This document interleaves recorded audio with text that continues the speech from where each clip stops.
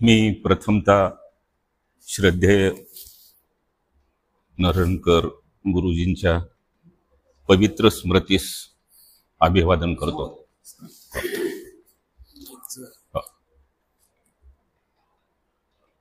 सभागृहातील आपण सर्व मान्यवर आणि बंधू भगिनींनो, मी आपला अधिक वेळ घेणार नाही। मला दिलेल्या वेळेमध्ये सरांची स्वातंत्र्यासंबंधीचं जे चिंतन आहे त्याच्या अनुषंगानं काही मुद्दे मी मांडणार आहे। खरं तर सरांचं व्यक्तिमत्व, सरांचं साहित्य, समाजचिंतनाला असलेलं योगदान संपूर्ण महाराष्ट्राला परिचित आहे। प्राचार्य नरहर कुरुंदकर हे एक अस्सल, कृतिशील, पुरोगामी विचारवंत होते। मराठवाड्याचं साहित्यिक, सांस्कृतिक, सामाजिक जीवन समृद्ध करण्यासाठी शेवटच्या श्वासापर्यंत सर धडपडत होते। सरांचा महाराष्ट्राच्या वैचारिक विश्वामध्ये एक आदरयुक्त दरारा होता आणि याचं मुख्य कारण त्यांचं जे काही प्रचंड व्यासंग आणि मूलगामी चिंतन हे त्याचं मुख्य कारण आहे। आणि म्हणून मराठवाड्याच्या सांस्कृतिक, बौद्धिक, साहित्यिक जडणघडणीमध्ये आणि किंबहुना महाराष्ट्राच्या साहित्य वैचारिक चिंतनामध्ये सर हे एक दीपस्तंभच आहेत। आणि म्हणून सुधीर रसाळ यांनी सरांचं वैचारिक व्यक्तिमत्व अत्यंत नेमकेपणाने सांगितलेलं आहे। सुधीर रसाळ म्हणतात, नरहर कुरुंदकर हे महाराष्ट्रातील एक कुशाग्र बुद्धीचे समीक्षक आणि विचारवंत म्हणून सर्व परिचित आहेत। सौंदर्यशास्त्र, साहित्य समीक्षा, तत्वज्ञान, इतिहास, राजकारण आदी विद्या विषयामध्ये त्यांची गती प्रचंड होती। ज्ञानाच्या या विविध शाखामध्ये त्यांची स्वतःची एक वैचारिक भूमिका होती। कुरुंदकरांच्या व्यापक प्रज्ञेबद्दल संपूर्ण महाराष्ट्रात आदरभाव होता। ते मराठवाड्याच्या सांस्कृतिक विकासासाठी धडपडत होते। एका अर्थाने मराठवाड्यातल्या सगळ्यांना ते मराठवाड्याचे आधार वाटत होते। मला असं वाटतं की सुधीर रसाळांनी सरांचं व्यक्तिमत्व आणि कर्तृत्व नेमकेपणानं मांडलेलं आहे। मराठवाडाकार आनंद भालेराव सरांच्याबद्दल म्हणतात, जुन्या काळात दिग्विजय गाजवणारे जसे पंडित असत त्याचीच परंपरा या काळात कुरुंदकर चालवित होते। त्यांनी लिहिले थोडे पण अत्यंत कसदार, धमाल उडवून देणारे, मूलतः काही सांगणारे असे मौलिक विचार त्यांनी मांडलेले आहेत। कुशाग्र बुद्धिमत्तेला, प्रांजळपणाची, दानतीची आणि देहासक्तीची एक अस्सल प्रेरणा म्हणून त्यांनी सगळं चिंतन मांडलेलं आहे। त्यांनी आयुष्यामध्ये कधीही पैसा, प्रमोशन, दामडौल याचा उपसर्ग पोहोचला नाही। त्यांचं व्यक्तिमत्व एका शब्दात सांगायचं तर ते ज्ञानजिज्ञास होते। अशा एका तपस्वी व्यक्तीच्या नावानं हे केंद्र आणि इथल्या ॲक्टिव्हिटीज चालत आहेत, त्याला फार महत्त्वाचं मोल आहे। मी खरं तर या व्याख्यानमालेचे संयोजक आणि केंद्राचे सर्व जे पदाधिकारी आहेत मी त्यांना मनातून धन्यवाद देतो। सरांचं याच्यासारखं उत्तम स्मरण दुसरं कोणतंच असू शकत नाही। आपण फार मौलिक काम करताय। आज देशातलं जे बौद्धिक पर्यावरण आहे देशातलं जे सांस्कृतिक पर्यावरण आहे, देशातलं जे काही सामाजिक पर्यावरण आहे, या पर्यावरणामध्ये सरांचं चिंतन महाराष्ट्रासाठी, भारतासाठी दीपस्तंभासारखं मार्गदर्शन करणार आहे. आज एकीकडे प्रतिगामी शक्ती अतिशय सक्रिय झालेल्या आहेत. पुनर्जीवनवाद हा फोफावतो आहे. आज देशामध्ये जे संवेदनशील, जे विवेकशील माणसं आहेत, थोडी आहेत, पण ती अतिशय अस्वस्थ आहेत. एक भीतीचं वातावरण, एक संशयाचं वातावरण, एक दमनाचं वातावरण आपल्या देशामध्ये आज निर्माण झालेलं आहे. जेव्हा जेव्हा देशामध्ये वातावरण गढूळ होतं आणि समाज आणि राष्ट्र जेव्हा गोंधळात सापडतं, तेव्हा त्या गोंधळातून बाहेर काढण्यासाठी, ते गढूळ वातावरण नितळ करण्यासाठी देशातल्या प्रज्ञासंपन्न, प्रतिभासंपन्न, विचारवंत साहित्यिकांचं हे काम आहे. आणि सरांनी नेमकं हे काम नेमकेपणानं, निर्भीडपणे आयुष्यभर केलेलं आहे. आणि म्हणून आणीबाणीमध्ये सर ज्या पद्धतीनं बोलत होते, इसापनीतीच्या कथा सांगत, हे कसं चुकीचं चाललंय. ही आणीबाणी, मला असं वाटतं की आज एका अर्थानं देशामध्ये ती घोषित आणीबाणी होती, पण आजची आणीबाणी ही घोषित जरी नसली तर अघोषित अशा स्वरूपाच्या आणीबाणीच्या पर्यावरणामध्ये आपण सगळे वावरताना दिसतो. आज लोकशाही आणि संविधान आणि व्यक्ती स्वातंत्र्य या सगळ्यावर अतिशय चाणाक्षपणे षडयंत्र रचून चारही बाजूने हल्ले होताना दिसत आहेत. आणि याच्यातून जर आपल्याला संविधान वाचवायचं असेल, याच्यातून आपल्याला लोकशाही वाचवायची असेल, तर मला असं वाटतं की सरांचं चिंतन निश्चितपणे आपल्याला आधार देईल, दिशा दाखवेल. आणि म्हणून सरांचं जे काही चिंतन आहे, तुम्हाला धन्यवाद याच्यासाठी दिलं पाहिजे की खरं तर philosophy of Indian constitution sir खूप मोठं काम करतायत संविधानाच्या संदर्भात, आणि ते फार मोलाचं काम करतात. तर भारतीय संविधानाचं जे काही प्रियम्बलमध्ये जो मूल्यांचा आकृतिबंध आहे, तो मूल्याचा आकृतिबंध जर आपण गेली 7 दशकं या समाजमतामध्ये रुजवण्याचा प्रयत्न केला असता, मला असं वाटतं ही परिस्थिती उद्भवली नसते. लोकशाही टिकवण्यासाठी, त्याचं संरक्षण करण्यासाठी केवळ स्लोगन करून चालणार नाही, केवळ चळवळी करून चालणार नाही, तर तुम्हाला या घटनांमध्ये असलेल्या मूल्यानुकूल एक माणस लोक समाजाचं त्या देशामध्ये, समाजामध्ये तयार करावं लागतं. आणि हे जर वैचारिक पुनर्रचना करावी लागते, मानसिक पुनर्रचना करावी लागते.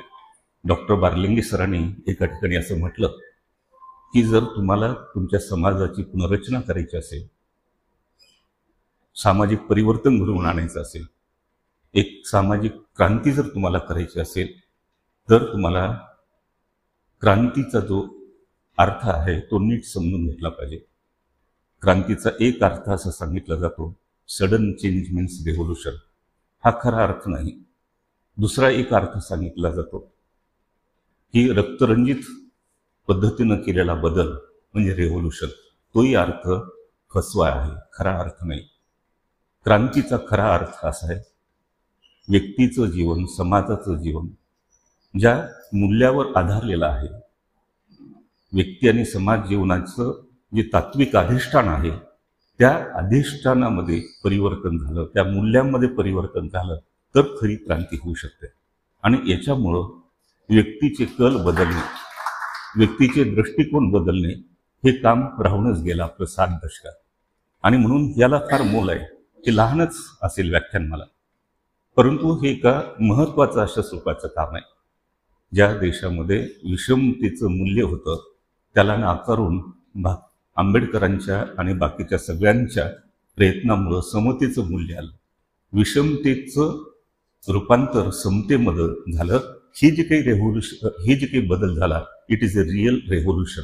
आणि असं जे काही एक मूल्यांतर म्हणजे क्रांती, मला असं वाटतं हे जे मूल्यांतर करण्यासाठी आपल्याला ही सगळी जी काही चर्चा होणं, अशा स्वरूपाचं लोकशिक्षण होणं, समाज प्रबोधन होणं हे अतिशय आवश्यक आहे.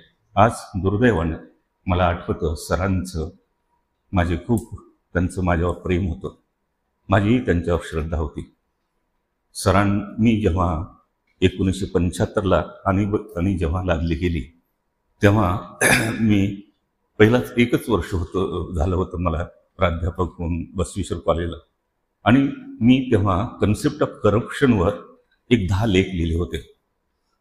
आणि त्याच्यातले 1-2 लेख मी मराठवाड्यासाठी आनंदराव भालेराव सरांकडे पाठवलं. ते म्हणाले नाही, सगळेच लेख पाठव. आणि त्या काळात 1975ला ते सगळे लेख मला त्यांनी कन्सेप्ट ऑफ करप्शनची 10-11 लेखामध्ये ती प्रकाशित झाली. कुरुंकर सरांचं मला पत्र आलं, तुझे सगळे मी लेख वाचलेत, तू जर हे पुस्तक काढणार असेल तर त्याला मी प्रस्तावना लिहितो. महाराष्ट्रातला एक ख्यातनाम विचारवंत म्हणून सर विचारून म्हणून मोठेच होते, पण माणूस म्हणूनही खूप मोठे होते. याचा अनुभव ही एक घटना. दुसरं, मी प्रोग्राम ऑफिसर होतो NSSचा. सरांना म्हटलं, सर बोंगीरवार कलेक्टर होते आमचे उस्मानाबादचे, मी त्यांना निमंत्रित केले आणि आपण यावं अशी माझी इच्छा आहे. सर आले आणि त्यावेळेस काहीच नव्हतं, पाऊस आला आणि इथून सर आले आणि लातूर रोडला उतरले. आता कसं न्यायचं, वडवळ आडवळ, ट्रॅक्टरवर आले सर. मी ट्रॅक्टर पाठवलं, अक्षरशः त्या ड्रायव्हरच्या बाजूला बसून आणि भाषण इतकं अप्रतिम केलं. त्या गावातले सगळे जे होते ते इतके आनंद झालं की एवढा मोठा माणूस. तिसरी एक आठवण, सरांना मी विद्यार्थी संसदेच्या उद्घाटनाला बोलवलं आणि मी म्हणालो, सर असे नाही चल म्हणले तुझ्या घरी. मला असं वाटतं की हे जे काही एक संवेदनशील मन, विवेकशील मन, आणि नाही आपण लोकांमध्ये गेलं पाहिजे, संवाद केला पाहिजे. हे जे काही हस्तिदंती मनोरयामध्ये वावरणारे जे तथाकथित विद्वान साहित्यिक आहेत, मला वाटतं सरांनी ती भूमिका कधीच स्वीकारली नाही. लोकांशी संवाद. आणि तुम्हाला सांगतो, ते पुस्तक सूर्यकांत पाटलांनी तेव्हा त्या काहीच नव्हत्या, त्यांच्या प्रेसमध्ये छापलं नांदेडला. आणि सर आणि माझे एक मित्र होते मोतीपोळे, त्यांनी यशवंत सुरू केलं होतं. आणि मग आता पैसेच दोघांकडे नाहीत म्हणून आम्ही संयुक्त कार्यक्रम घेतला. सर प्रकाशक आणि शिवराज पाटील चाकूरकर अध्यक्ष. आणि सर इतकं अप्रतिम बोलले. चाकूरकर म्हणाले, आता तुमच्यासमोर मी काय बोलू सर. म्हणजे अशा पद्धतीनं सर एक अतिशय एकीकडे तार्किक अशा स्वरूपाची शिस्त पाळणारा हा विचारवंत, पण माणुसकीचं दर्शन घडवणारं त्यांचं व्यक्तिमत्व कोणालाही भावणं हे करू शकेल. तर मला असं वाटतं की सरांचं हे जे काही मूल्याविषयींचं जे चिंतन आहे, माझी आपल्याला विनंती आहे, केंद्राला मी विनंती करेन की आपण सरांचं हे जे काही सेक्युलरिझम, सोशलिझम, ह्या सगळे जे काही तुम्ही व्याख्यान आयोजित केलात, मला असं वाटतं की तुम्ही फेलोशिपही देता काहीतरी. तर या मूल्यांच्यावर मला वाटतं 7 लोकांना फेलोशिप देऊन ही सगळी एक अतिशय सखोल अशा स्वरूपाची चर्चा करणाऱ्या पुस्तिका जर केंद्राने प्रकाशित केल्या तर मला असं वाटतं ते निश्चितपणे फार उपयोगाचं होईल. दुसरी एक माझी विनंती अशी आहे की सर खूप मौलिक लिहिलेत आणि हे मौलिक लिहित असताना ते सर्वदूर जायला पाहिजे. हिंदीमध्ये जायला पाहिजे, इंग्रजीमध्ये जायला पाहिजे. योगायोगानं मराठी भाषेला अभिजात भाषेचा दर्जा मिळाला. अभिजात भाषेचा दर्जा मिळाल्यामुळं जे काही फायदे झाले त्याच्यातला एक फायदा असा आहे, भाषांतरासाठी खूप पैसा उपलब्ध होणार आहे. आणि म्हणून जर भाषा संचालनालय किंवा साहित्य संस्कृती मंडळ किंवा महाराष्ट्र शासनाकडे आपण जर असा प्रोजेक्ट पाठवला की ही सगळी सरांची पुस्तकं हिंदीमध्ये आणि इंग्रजीमध्ये भाषांतर करायचं, मला असं वाटतं हे भाषांतराचा एक प्रकल्प आपण घ्यावा अशी माझी आपल्याला विनंती आहे. ह्या अनाहूत सल्ला नाही, परंतु माझी एक अशा स्वरूपाची इच्छा आहे. तर मुद्दा असा की सर भारतीय घटनेच्या उद्देशपत्रिकेमध्ये जी मूल्य सांगितलेली आहेत, स्वातंत्र्य, समता, बंधुता, न्याय, लोकशाही, धर्मनिरपेक्षता, समाजवाद, ही मूल्य या देशातल्या सामाजिक पुनर्रचनेचे आधार मूल्य आहेत.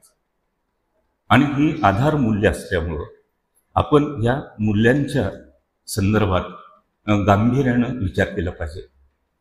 नरळकुंकर सर नेहमी असं म्हणायचे की स्वातंत्र्याची ही जी कल्पना आहे ना, त्याचं डोळसपणे विचार करण्याची आवश्यकता आहे. तपशीलवार अशा स्वरूपाची त्याची चर्चा आणि त्याच्याविषयी मांडणी करण्याची आवश्यकता आहे. आणि ते खरी आहे. जर आपण तपशिलानं जर या सगळ्या मूल्यांची मांडणी केली तर ती आपल्याला अतिशय महत्त्वाची आहे. सरांचं ही जी मूल्य आहेत, खरं तर विचारवंत साहित्यिक हे मूल्यांचे एका अर्थानं पालकच असतात.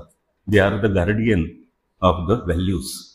समाजातला साहित्यिक, विचारवंत, कलावंत यांचं हे नैतिक उत्तरदायित्व आहे की ह्या मूल्यांचं संवर्धन करणं, संरक्षण करणं, ते सशक्त सबल करणं हे काम आहे. आणि सरांनी आयुष्यभर ही मूल्य, मला वाटतं या मूल्यांच्या सबलीकरणासाठी त्यांनी खरंच लेखणी आणि वाणी झिजवलेली आहे. आणि म्हणून सरांचं हे फार मोठं योगदान आहे. पण त्यांची जी जीवननिष्ठा आहे सरांची, त्या जीवननिष्ठेमध्ये ही बांधिलकी आहे मूल्यांची, की ह्या मूल्याविषयी ते अतिशय अलर्ट होते. ही मूल्य मोलाची आहेत याचं पूर्ण भान त्यांना होतं. प्रस्तावनेमध्ये सिद्धेवाड सरांनी ज्यांचा उल्लेख केला, मला असं वाटतं एक मराठीचे प्राध्यापक हा भाग गौण आहे. पण सरांनी या स्वातंत्र्याच्या संदर्भात भारतीय तत्वज्ञान, चारवाक, जैन, बौद्ध, षडदर्शन ही सगळी वाचून काढलेली आहेत सरांनी. संपूर्ण ग्रीक फिलॉसॉफी सरांनी वाचून काढलेली.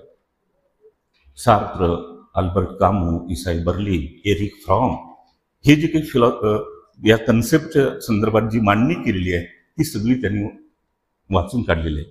कदाचित बार्लिंगी सरांचा संपर्क आणि संवाद त्याच्यामुळेही सर मूर वाचले, गिल्बर्ट राईल सरांनी वाचला. हे सगळं जे काही त्यांचं आवाका होता तो निश्चितपणे अचंबित करणारा अशा स्वरूपाचा आवाका होता.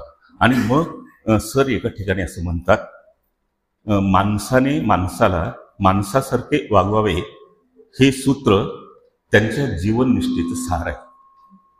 त्यांची जीवननिष्ठाचं एका वाक्यात जर तुम्ही विचारलात काय आहे कुरुंदकरांची जीवननिष्ठा, तर माणसाने माणसाला माणसासारखे वागावे ही त्यांची जीवननिष्ठा होती. आणि ते पुढे म्हणतात, मी संपूर्णपणे या सूत्रातील विचाराला मनाने, बुद्धीने बांधलेला आहे. आचारानेही या सूत्राशी बांधिलकी जास्तीत जास्त ठेवण्याचा माझा सततचा प्रयत्न राहिलेला आहे. त्यांच्या मते हे सूत्र, माणसाने माणसाशी माणसासारखं वागावं हे जे सूत्र आहे ते प्रत्यक्षात आणणं अवघड आहे. आचरणात आणणे त्याहूनही कठीण आहे. तरी पण हे सूत्र प्रत्यक्षात आणण्यासाठी जिद्द आपण सोडता कामा नये. यासाठी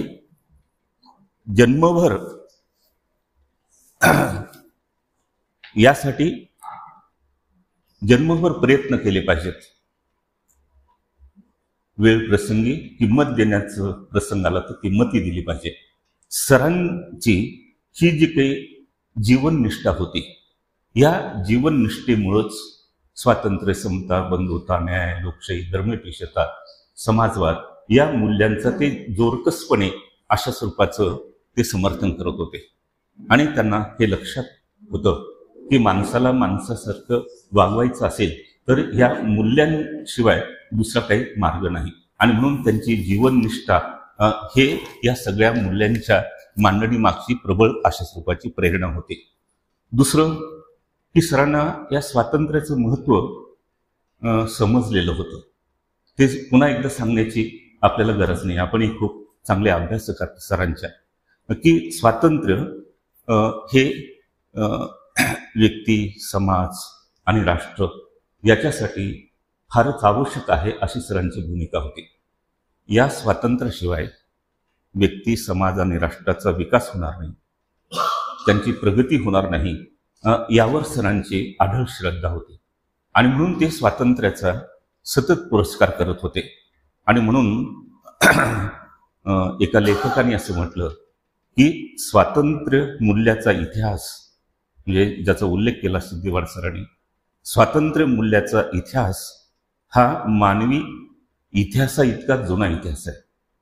it is old history as human history is. म्हणजे मानवाचा इतिहास जेवढा जुना आहे तितकाच या स्वातंत्र्य संकल्पनेच्या विकासाचा इतिहास सुद्धा तेवढाच जुना आहे.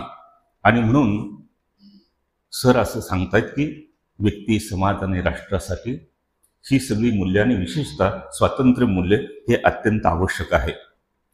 स्वातंत्र्यामुळं व्यक्तीमध्ये जे गुण असतात, ज्या क्षमता असतात, त्याचं प्रगटीकरण होतं, ते एक्सप्रेस होतात.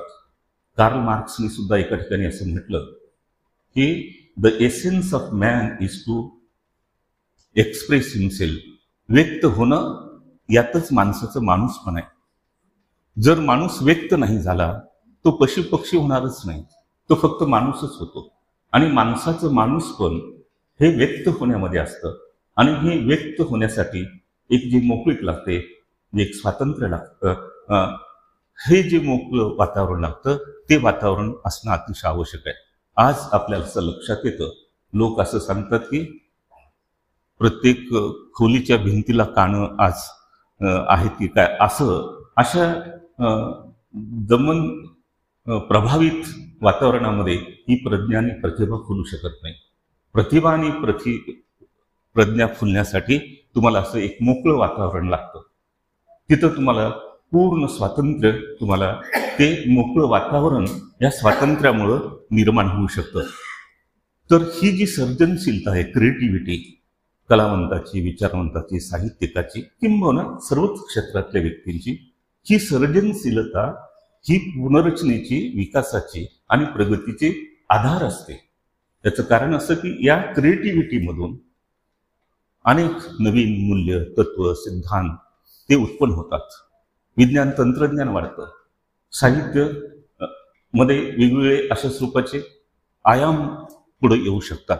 आणि म्हणून ही सर्जनशीलता जर ती पूर्ण शक्तीनिशी जर व्यक्त व्हायची असेल तर त्या समाजामध्ये स्वातंत्र्य व्यक्तीला असणं, विशेषतः प्रज्ञासंपन्न आणि प्रतिभा संपन्न माणसाला असणं अतिशय आवश्यक आहे. आणि हे जे काही ही क्रिएटिव्हिटी, याचं जर एक्सप्रेशन जर तुम्ही नाही झालं तर समाज आणि संस्कृती याचं फार मोठं नुकसान होऊ शकतं. एखादा प्रतिभावंत, एखादा प्रज्ञावंत माणूस जेव्हा व्यक्त होतो, काय सांगता येतं, एखादं मूल्य जर तो नीट मांडू शकला, एखादं तत्व नीट मांडू शकला तर अख्खं मानवी जीवन अंतर्बाह्य बदलू शकतो. एवढी ताकद त्या तत्व मूल्यामध्ये असू शकते. आणि म्हणून यशवंतराव चव्हाण नेहमी असं म्हणायचे, साहित्यिक आणि विचारवंत हे एका अर्थानं त्या समाजाचे मूल्य निर्मितीचे ऊर्जा केंद्र असतात.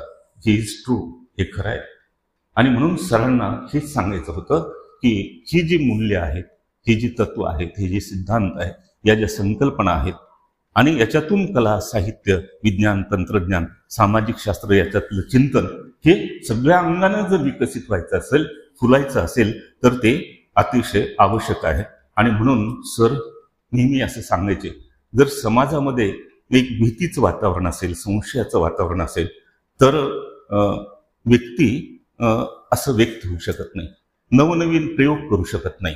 आणि ती म्हणून त्यांच्या सगळ्या निर्मिती प्रक्रियेला मर्यादा येऊ शकतात.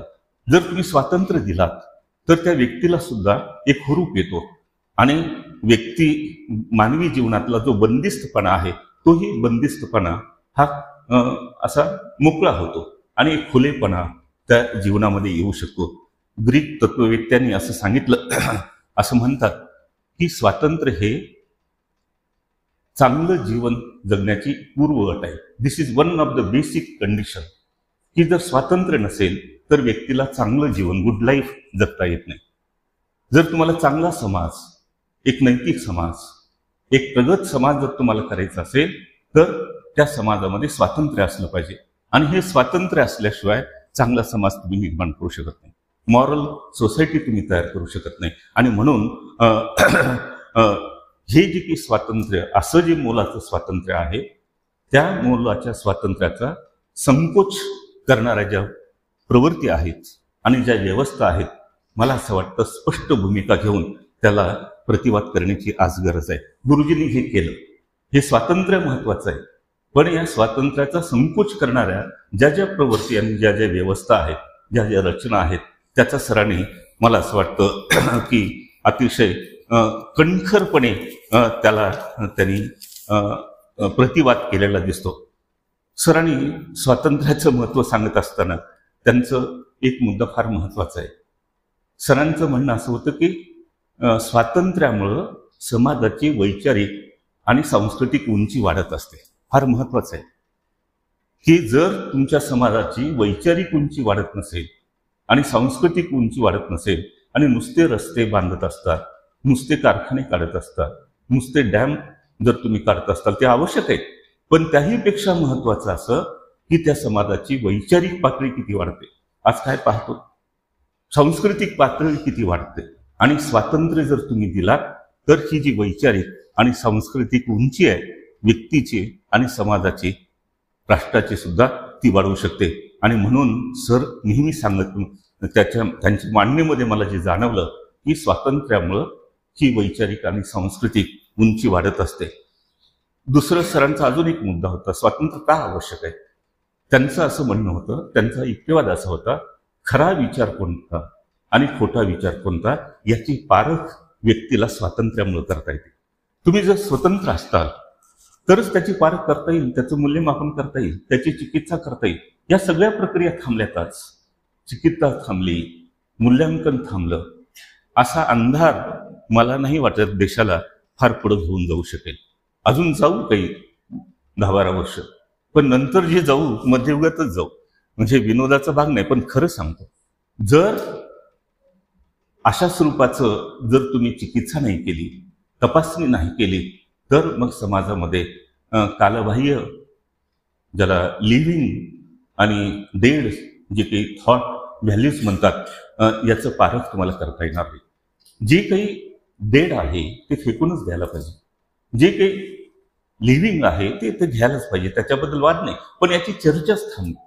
हे जे सर म्हणतात की कोणता विचार, कोणतं मूल्य, कोणतं तत्व हे खरं आणि कोणतं मूल्य, तत्व, विचार खोटा, याची शहानिशा फक्त आणि फक्त जर व्यक्तीला स्वातंत्र्य मिळालं तरच मिळू शकेल. सरांचा अजून एक मुद्दा नेहमीच असायचा की स्वातंत्र्यामुळं समाजाच्या चुका आणि राष्ट्राच्या चुका या समाजाच्या समोर मांडता येतात, त्या चुकाची दुरुस्ती करता येते. पण जर स्वातंत्र्य नसेल तर नाही चुका सांगितल्या जात. अशाच चुका असं जर पुढं घेऊन चाललो तर त्याचा परिणाम होणार नाही. सरांचं म्हणणं की समाजामध्ये स्वातंत्र्य जर असेल, शासनाने जर ते स्वातंत्र्य दिलं, तर एका अर्थानं शासनाची विश्वासार्हता सुद्धा वाढते. आणीबाणीमध्ये सगळं असं ठप झालं होतं, स्वातंत्र्य नव्हतं. इंदिरा गांधी काही म्हणू द्या, यशवंतराव चव्हाण काही म्हणू द्या, मुख्यमंत्री शंकरराव चव्हाण काही म्हणू द्या, लोकांचा विश्वास बसत नव्हता. पण जेव्हा स्वातंत्र्य असतं तेव्हा मात्र असं लक्षात येतं की नाही, हे जे सांगतायत ते खरं आहे. आणि म्हणून स्वातंत्र्यामुळं शासनाची विश्वासार्हता वाढते आणि ते नसेल तर शासन ती विश्वासार्हता गमावून बसते. सर अजून एका अर्थानं सांगितले, फार महत्वाचं सांगितलं, जर स्वातंत्र्याचा इतका महत्वाचा उपयोग आहे, what is the real meaning of your life, तुमच्या जगण्याचा खरा अर्थ काय याची समज स्वातंत्र्य असेल तरच तुम्हाला मिळू शकेल. आणि स्वातंत्र्य नसेल तर तुमच्या जगण्याचा जो अर्थ आहे, मिनिंग ऑफ द लाईफ, हे आपल्याला मिळू शकणार नाही. आणि म्हणून सर सांगतात की स्वातंत्र्य जर आपण दिलं तर व्यक्ती ही स्वावलंबी होऊ शकेल, ती आत्मनिर्भर होऊ शकेल. आणि म्हणून ह्या स्वातंत्र्याचं बिईंग अँड बिकमिंग ही जी अस्तित्ववादी जी परिभाषा आहे, त्यात ती तेवढ्या फिलॉसॉफीचं मी आहे याची मला कल्पना आहे, पण मी त्या कन्सेप्च्युअल याच्यामध्ये जात नाही. पण बिईंग अस्तित्वाला अर्थ प्राप्त झालं पाहिजे. आणि हे अस्तित्वाला अर्थ जर तुम्हाला फ्रीडम असेल तर होतं. आणि दुसरं तुमच्या व्यक्तिमत्वाची जडणघडण बिकबिंग, हे डॉक्टर काब्दे साहेबांनी ज्या अतिशय शून्यातून एवढं मोठं विश्व उभा केलं, हे त्यांचं जी व्यक्तिमत्वाची जडणघडण झाली ती, आणि त्यांचं कष्ट असतील, त्यांची प्रज्ञा असेल, पण एक फ्री अशा स्वरूपाचं देशातलं वातावरण. एक उदाहरण म्हणून सांगतो, जेव्हा फ्री वातावरण असतं तेव्हा बिईंग आणि बिकिंग हे दोन्ही अर्थपूर्ण मिनिंगफुल होतं. आणि म्हणून मला वाटतं सरांनी या मुद्द्यांचा उल्लेख फार केला. सरांचा अजून एक मुद्दा होता. सर म्हणत होते की स्वातंत्र्याचा लोक गैरफायदा घेतात. हे खरं आहे की स्वातंत्र्याचा खूप वेळेस इतिहास जर तुम्ही पाहिलात तर यूज आणि मिसयूज हे दोन्ही झालेले. या जगातले जे भांडवलदाराचे पुरस्कर्ते होते, भांडवलशाहीचे पुरस्कर्ते विचारवंत होते आणि भांडवलदार होते, त्यांनी या स्वातंत्र्याचा उपयोग कामगारांचं, समाजाचं शोषण करण्यासाठी वापरलं. म्हणजे एक्सप्लॉयटेशन करण्यासाठी सुद्धा हा मिसयूज आहे, पण तो केला जातो. परंतु सरांचं म्हणणं असं होतं की लोक मिसयूज करतात. काही लोक, सगळेच नाही करत, काही लोक मिसयूज करतात, म्हणून स्वातंत्र्य नाकारता कामा नये. याचं कारण की स्वातंत्र्य हे परिस्थिती निरपेक्ष असतं. परिस्थिती कशी का असेना, ते मिसयूज करतात ना, करू द्या, परंतु स्वातंत्र्य हे बोलाचं मूल्य आहे, ते आपण दिलंच पाहिजे. ही सरांची भूमिका होती. त्यांनी त्यासाठी हा मुद्दा स्पष्ट करण्यासाठी पतिव्रतेचं उदाहरण दिलं. पतिव्रता ही नेहमीच पतिव्रताच असते. परिस्थिती बदलली की ते कन्सेप्ट बदलत नाही. तसं स्वातंत्र्याचं आहे की स्वातंत्र्य हे नेहमीच मोलाचं असतं. परिस्थिती निरपेक्ष असतं, ती परिस्थिती सापेक्ष कधीही नसते. अजून सर पुढे सांगतात की स्वातंत्र्य महत्वाचं याच्यासाठी आहे की हे जे स्वातंत्र्य आहे, हे स्वातंत्र्य जर तुम्ही उणे केलात मानवी जीवनातून तर पशु आणि मनुष्य याच्यामध्ये काही फरक नाही. माणसातलं पशुत्व कमी करणं आणि त्याला एक माणूस घडवणं हे स्वातंत्र्यामुळे शक्य होतं. स्वातंत्र्य जर तुम्ही काढून घेतलात मानवी जीवनातलं तर आहार, निद्रा, मैथून याच्या पुढे त्याचं काही जीवनामध्ये काहीच असत नाही. आणि म्हणून सर आग्रह करतायत की हे जे स्वातंत्र्य आहे ते स्वातंत्र्य हे करणं अतिशय आवश्यक आहे. तुम्हाला माहित आहे की स्वातंत्र्याचं सरांनी सांगितलं की what is the meaning of the freedom. Kurunkar sir एका ठिकाणी असं म्हणाले की स्वातंत्र्याच्या किमान 200 व्याख्या असतील, पण मलाही त्यांनी एक लेख लिहिला, स्वातंत्र्य म्हणजे काय, तुम्ही सगळ्यांनी वाचलेला आहे. तो लेख फार चांगला लेख आहे. पण मी तुम्हाला सांगतो, सरांनी स्वातंत्र्याविषयीचं जे भाष्य केलं त्याच्यामध्ये 200 नसतील, पण किमान 100 तरी मुद्दे आहेत. इतके मोलाचे मुद्दे आहेत स्वातंत्र्याच्या संदर्भात. ते बारकाईनं जर आपण समजून घेतलं तर निश्चितपणे त्याचा उपयोग होऊ शकतो. आणि म्हणून एक गोष्ट खरी आहे की स्वातंत्र्य ही एक अतिशय जटिल संकल्पना आहे. सर असं म्हणतात की freedom is a cultural concept, freedom is a moral concept. ही एक नॅचरल कन्सेप्ट नाही. सरांचं म्हणणं की स्वातंत्र्य हे नैसर्गिक अशा स्वरूपाची संकल्पना आहे. ती एक नैतिक संकल्पना आहे, ती एक सांस्कृतिक संकल्पना आहे. या पर्स्पेक्टिव्हनं या स्वातंत्र्य संकल्पनेकडे पाहिलं पाहिजे. भूक लागली की माणूस अन्नाचा शोध घेतो, अन्न मिळालं की त्या भुकेचं शमन होतं. हे जसं नैसर्गिक आहे तसं स्वातंत्र्याचं नाही. स्वातंत्र्य हे कल्चरल कन्सेप्ट आहे, ती एक मॉरल कन्सेप्ट आहे. असाच सरांचा सुरुवातीपासून चा आग्रह होता. आणि म्हणून स्वातंत्र्य ही एक महत्वाची अशा स्वरूपाचं स्वातंत्र्याचं खरं म्हणजे फार जटिल अशा स्वरूपाची जी कन्सेप्ट आहे. डॉक्टर बार्लिंगी सरांनी एका लेखात असं म्हटलं की स्वातंत्र्य ही मनुष्य केंद्रित संकल्पना आहे. It is a man centred concept आहे. ती निसर्गाच्या संदर्भात वापरली जात नाही, ती पशुपक्षाच्या संदर्भात वापरली जात नाही. जेव्हा एकापेक्षा अधिक 2 माणसं एकत्र येतात तेव्हा हा स्वातंत्र्याचा किंवा अन्य मूल्यांचा संबंध येत असतो. म्हणून एका अर्थानं हे जे स्वातंत्र्य आहे ते अँथ्रोपोसेंट्रिक कन्सेप्ट आहे. ती वस्तू केंद्रित अशा स्वरूपाची संकल्पना नाही, ती एक मानव केंद्रित अशा स्वरूपाची संकल्पना आहे. सरांनी असंच कुठेतरी ते त्या मांडणीमध्ये तुम्हाला दिसतं. मला सरांच्या मांडणीमध्ये स्वातंत्र्याच्या संदर्भात दोन गोष्टी जाणवल्या. एक तर सर विश्लेषण पद्धतीचा वापर करतात, अनालिसिस मेथडचा वापर करतात. फिलॉसॉफीमध्ये आम्ही विश्लेषण पद्धती ही फार महत्वाची पद्धती आहे. गेल्या 3000 वर्षाचा जर तत्वज्ञानाचा इतिहास जर तुम्ही पाहिलात तर आपल्याला असं लक्षात येईल. मी 5 वाक्यात सांगेन की फिलॉसॉफी म्हणजे काय. तर पहिलं एक काळ असा होता, फिलॉसॉफी जे क्रिटिक ऑफ अल्टिमेट रिएलिटी.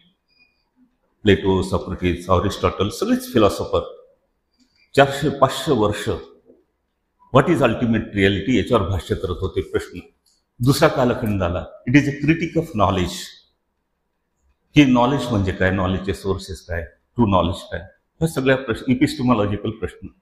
त्याच्यानंतर दुसरा कालखंड आला की philosophy is the critic of language. आणि त्या कालखंडामध्ये सगळं भाषेवरची, सरांनी एका ठिकाणी असं म्हटलं की स्वातंत्र्याचा अर्थ की तुम्ही स्वातंत्र्य हा शब्द जर अचूक पद्धतीने वापरलात तर तो अर्थ तुम्हाला नीट समजतो, नाही तर समजत नाही. हे विटगेन्स्टाईनची कन्सेप्ट आहे. विटगेन्स्टाईन नावाचा एक जर्मन तत्ववेत्ता आहे. त्यांनी ट्रॅक्टेटस लॉजिको फिलॉसॉफिकस आणि फिलॉसॉफिकल इन्व्हेस्टिगेशन असे 2 ग्रंथ लिहिले. आणि त्या ग्रंथामध्ये त्याने असं सांगितलं, don't ask for the meaning, ask for the use. शब्दाचा अर्थ विचारू नका, शब्द कसं वापरावं ते विचारा आणि ते करेक्ट आहे.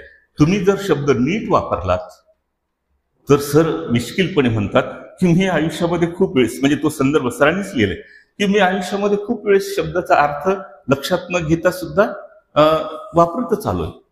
खरं तर तुम्ही सगळी मंडळी आम्हाला फिलॉसॉफीच्या लोकांना काही खरं नाही म्हणतात तुम्ही आमचं, पण आमच्याशिवाय तुमचं काही खरं नाही.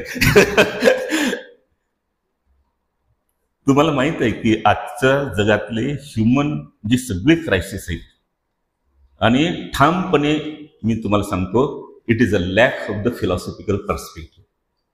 तात्विक दृष्टिकोनाच्या अभावातूनच हे सगळे क्रायसिस निर्माण झालेत, प्रॉब्लेम्स निर्माण झाले. आणि म्हणून हे फार उपयोगाचं होऊ शकतं. आणि मग आज जे म्हटलं जातं, आज जे सांगितलं जातं व्हॉट इज फिलॉसॉफी, तर आज असं सांगितलं जातं की जीवन व्यवहारामध्ये जे शब्द, ज्या संकल्पना तुम्ही वापरता त्याचं विश्लेषण म्हणजे तत्वज्ञान. खरं तत्वज्ञान फार सोपं आहे. तत्वज्ञान म्हणजे कोणत्याही प्रश्नाचे मूलभूत विचार म्हणजे तत्वज्ञान. तत्वज्ञान म्हणजे it is a love of Greek concept आहे. It is a love of wisdom and love of truth. मी हे सगळं कशासाठी सांगतो, मी सरांचं वाचत असताना माझ्या असं लक्षात आलं की सर अनालिटिक मेथड वापरतात ही कन्सेप्ट मांडण्यासाठी. आणि त्यांनी अनालिसिस म्हणजे काय की एखाद्या कांदा असतो, त्या कांद्याला अनेक पापुदडे असतात, तसं त्या संकल्पनेला सुद्धा अनेक अशा स्वरूपाचे त्याच्यामध्ये कंपोनंट्स असतात. ते कंपोनंट उघडून दाखवणं आणि एक कंपोनंट आणि दुसरा कंपोनंट याच्यामध्ये कोणता अनुबंध आहे आणि ती कन्सेप्ट आणि दुसरी कन्सेप्ट याच्यामध्ये काय अनुबंध आहे हे स्पष्ट करणं, ही जी क्रिया आहे त्याला अनालिसिस म्हणतात. आणि हे अनालिसिस करणं म्हणजे काय, हे अनालिसिस करणं म्हणजे त्या संकल्पनेमध्ये जे काही कंपोनंट इन्व्हॉल्व्ह झालेले आहेत ते उलगडून दाखवणं. उदाहरण जस्टिस, फार चर्चा आहे. प्लेटोचं रिपब्लिक पासून जॉन रॉल्सचं थिअरी ऑफ जस्टिस पर्यंत गेले 2500 वर्ष या कन्सेप्ट ऑफ जस्टिसवर चर्चा चालू आहे. त्याचं अनालिसिस कसं करतो? अरिस्टॉटलने सांगितलं व्हॉट इज जस्टिस. त्यांनी सांगितलं की ज्याचं जे देणं लागतं ते त्याला देणं म्हणजे न्याय. Very simple. हे कंपोनंट आहे. चांगल्यास चांगली वागणूक देणं म्हणजे न्याय, वाईटास वाईट वागणूक देणं म्हणजे न्याय. न्याय प्रमाणबद्ध असावा लागतो, न्याय वेळेत द्यावा लागतो, न्याय हा कमी खर्चिक असला पाहिजे. आता हे सगळे जे काही कंपोनंट आहे ते अनालिसिसमध्ये येतात. तसंच फ्रीडमचं सरांनी अनालिसिस केलं आणि त्याच्यामध्ये असलेले कंपोनंट्स सरांनी मला वाटतं खूप बारकाईनं त्याची सगळ्या या कंपोनंट्सचं त्यांनी हे केलेलं आहे. आणि म्हणून स्वातंत्र्य एका अर्थानं म्हणजे काय, तर ते स्वातंत्र्य किती दिलं पाहिजे माणसाला, तर एका लेखकाने असं म्हटलं, स्वातंत्र्य माणसाला इथपर्यंत दिलं पाहिजे की त्याचा विकास होईल, आणि स्वातंत्र्य माणसाला इथपर्यंत दिलं पाहिजे की त्याचं स्वातंत्र्य इतराच्या स्वातंत्र्याच्या आड येणार नाही. ही व्हेरी इम्पॉर्टंट, सिम्पल. त्याच्यामध्ये बंधन आलं, त्याच्यामध्ये उत्तरदायित्व, जबाबदारी आली, सगळंच आलं. आणि म्हणून सरांनी एका ठिकाणी असं म्हटलं की स्वातंत्र्यामध्येच जबाबदारी गृहीत आहे, उत्तरदायित्व गृहीत आहे, बंधन गृहीत आहे. बंधन रहित स्वातंत्र्य हे स्वातंत्र्य होऊ शकत नाही, ते स्वैराचार होऊ शकतो. स्वैराचार म्हणजे स्वातंत्र्य नव्हे. परंतु हे जे काही आज गांधीयन जे मॉडेल असेल, त्यांनी जे एका ठिकाणी असं म्हटलं होतं, तर मला एक जाणवलं सरांच्या मांडणीमध्ये, सर अत्यंत फारच खोल पद्धतीने विश्लेषण करतात स्वातंत्र्य या संकल्पनेचं. दुसरं एक जाणवलं की सरांच्या या स्वातंत्र्य संकल्पनेवर स्वातंत्र्याचे 3 अर्थ, मॉरल फिलॉसॉफी, सोशल फिलॉसॉफी आणि पॉलिटिकल फिलॉसॉफीमध्ये आज 20व्या शतकामध्ये ही जी काही स्वातंत्र्याची संकल्पना आहे ती सेंट्रल कन्सेप्ट आहे. याच्यावर खूप डिबेट चालू आहे. आणि त्याच्यामध्ये मला असं वाटतं की जगामध्ये 20व्या शतकामध्ये स्वातंत्र्याचा अर्थ सांगण्यासाठी जे 3 पर्स्पेक्टिव्ह सांगितले गेलेत, त्या 3ही पर्स्पेक्टिव्हचा प्रभाव सरांच्या या अनालिसिसमध्ये दिसतो. ते 3 स्वातंत्र्याचे अर्थ काही फार महत्वाचे अर्थ आहेत. एक आहे liberal meaning of the freedom, की उदारमतवादी दृष्टिकोनातून स्वातंत्र्याचा अर्थ काय. जे.एस. मिल असेल, जेरेमी बेंथम असेल, ते बार्कर किंवा रसेल पर्यंत ही सगळी जी मंडळी आहे, हे सगळं लिबरलिझम आहे. तर त्यांनी काय अर्थ सांगितला, व्हेरी सिंपल, बंधनाचा अभाव म्हणजे स्वातंत्र्य. ही बंधन, समाजाने बंधन टाकू नये आणि शासनाने बंधन टाकू नये, असं जेव्हा स्थिती असते तेव्हा ते स्वातंत्र्य असतं. आणि हे जे.एस. मिल हा त्याचा मुख्य प्रवक्ता आहे या उदारमतवाद या संकल्पनेचा. Liberal concept of the freedom याचा प्रवक्ता हा जे.एस. मिल आहे. आणि ही मांडणी त्यांनी, फार महत्वाचं पुस्तक आहे, माझी विनंती आहे आपल्याला ते वाचा. फार मौलिक आर्ग्युमेंट त्यांनी याचं महत्व, स्वातंत्र्याचं महत्व सांगताना, आता मला वेळ नाही परंतु मी सांगू शकतो, खूप मौलिक अशा स्वरूपाचे युक्तिवाद त्यांनी त्याच्यामध्ये मांडलेले आहेत. तर दुसरा पर्स्पेक्टिव्ह काय, मार्क्सिझमचा. कार्ल मार्क्स हा त्याचा प्रवक्ता. कम्युनिस्ट मॅनिफेस्टो या ग्रंथात त्यांनी ही भूमिका मांडली. आणि त्यांनी काय सांगितलं की the basic idea of the freedom means काय, तर ते म्हणाले की मूलभूत गरजांच्या पूर्ततेची शक्ती आणि क्षमता म्हणजे स्वातंत्र्य, की तुमच्यामध्ये ही क्षमता आली पाहिजे. सरांनी त्याचा उल्लेख केला एका ठिकाणी. तुमच्या जे अन्न, वस्त्र, निवारा, शिक्षण, औषध ह्या ज्या मूलभूत गरजा आहेत, किमान प्राथमिक गरजा, प्रायमरी नीड्स, त्याची पूर्तता करण्याची शक्ती आणि क्षमता तुमच्यामध्ये येणं हे खरं स्वातंत्र्य असतं. हे नसेल तर तुम्ही स्वातंत्र्य उद्घोष करून नाही चालणार. ही कॅपॅसिटी, ही पॉवर येणं अतिशय आवश्यक आहे. मी सामाजिकता मोलाची आहे याचं भान असणं म्हणजे स्वातंत्र्य. आणि म्हणून त्यांनी सांगितलं की या फ्रीडम तिसरं व्याख्या ती गांधीझम मध्ये. गांधींनी हिंद स्वराजमध्ये 1909 साली ही स्वातंत्र्याचा तिसरा अर्थ सांगितला. What is freedom? तर गांधी असं म्हणाले की स्वातंत्र्य म्हणजे सेल्फ रूल, स्वयंशासन म्हणजे स्वातंत्र्य, स्वयंशिस्त म्हणजे शासन. आता ह्या ज्या 3 कन्सेप्ट आहेत, स्वातंत्र्य म्हणजे बंधनाचा अभाव, स्वातंत्र्य म्हणजे सामाजिकतेची जाणीव किंवा मूलभूत गरजांच्या पूर्ततेची शक्ती, क्षमता, आणि स्वातंत्र्य म्हणजे स्वयं नियंत्रण किंवा स्वयंशासन किंवा स्वयंशिस्त. आता ह्या 3 ज्या कन्सेप्ट आहेत स्वातंत्र्याच्या, त्या सरांच्या या मांडणीमध्ये तुम्हाला कुठंतरी तुम्हाला प्रभावित केलेल्या दिसतात. आणि म्हणून सरांचं मला जे काही जाणवलं ते ह्या 3 कन्सेप्ट फारच महत्वाच्या त्यांच्या याच्यामध्ये आपल्याला दिसतं. सर अजून एका ठिकाणी असं म्हणतात की मी स्वातंत्र्याचा विचार कधीही प्युअर कन्सेप्ट म्हणून केला नाही. It is freedom he pure concept नाही, असं त्यांची भूमिका आहे. तर मी स्वातंत्र्याचा विचार, त्यांचं मत असं होतं की स्वातंत्र्याचा विचार नेहमी त्या राष्ट्रातील, त्या समाजातील जी सामाजिक, जे राजकीय, आर्थिक, जे काही सांस्कृतिक, जे धार्मिक संदर्भ असतील त्याच्या संदर्भात तुम्ही त्या स्वातंत्र्याचा विचार केला पाहिजे. आणि म्हणून स्वातंत्र्याचा विचार एक शुद्ध संकल्पना म्हणून मी काही करत नाही की या परिस्थितीच्या संदर्भातच मी या स्वातंत्र्याचा विचार करतो. सरांचं असं म्हणणं होतं की कायद्यानं दिलेलं हे स्वातंत्र्य त्याला काही अर्थ नसतं. कायद्यानं खूप स्वातंत्र्य, भारतीय घटने सर बसले सगळं घटना त्यांना माहित आहे की खूप सक्त स्वातंत्र्य दिले घटनेमध्ये, पण ती उपभोगण्याची शक्ती आणि क्षमता नसेल तर त्या कायद्याने दिलेल्या स्वातंत्र्याचा काही अर्थ नाही. एका फिलॉसॉफरने असे सांगितले की कायदा फार महत्वाचा असतो. लॉ इनलार्ज द फ्रीडम असं म्हणतात. कायदा हा हे जे काही स्वातंत्र्य आहे ते इनलार्ज करतं, हे खरं आहे. परंतु केवळ कायदे करून नाही चालणार.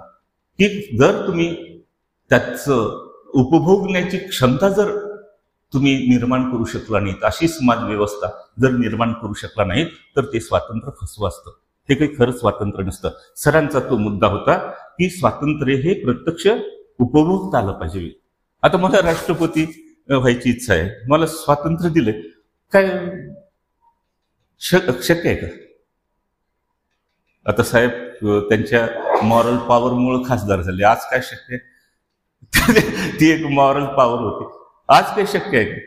म्हणजे तुम्हाला कायद्यानं स्वातंत्र्य देऊन भागत नाही, ते उपभोगण्यासाठीची स्थिती, व्यवस्था, संरचना, ऑर्गनायझेशन सगळं तुम्हाला तयार करावं लागेल. सरांचं अजून एक म्हणणं होतं की विषमता हे स्वातंत्र्यातलं फार मोठं अडसर आहे.